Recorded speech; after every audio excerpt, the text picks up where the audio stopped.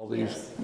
I'll never forget the time sitting with Phil. He came over for a meeting, and he said, well, I'd like to do this and I'd like to do that. And I said, can't do it. He said, why? He said, DRCOG said no.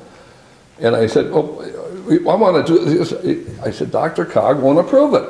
He said, I want to meet DRCOG. I said, it's a association, the Denver Regional Council of Government.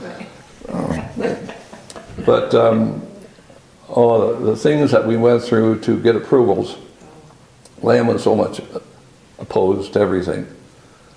And Romer was pretty good. And he had a sense of humor, at least. And we were sitting, and I was giving a report one day up at the other office in Inverness, and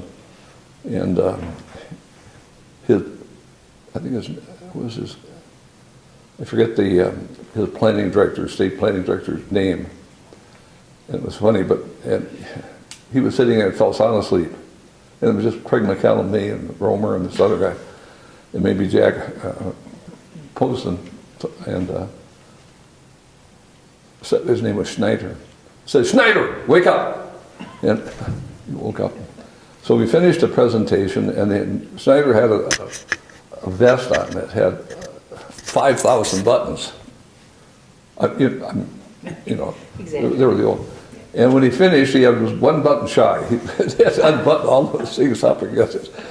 And Shlomo just shook his head. And so we went out and took a nice tour of the ranch, and he was very amicable and understanding. And I put a little presentation out to him out here in the mansion, and I said, you know, you guys, Governor Lamb said you're going to buy this. And he said, Jim, we don't have any money to buy that ranch.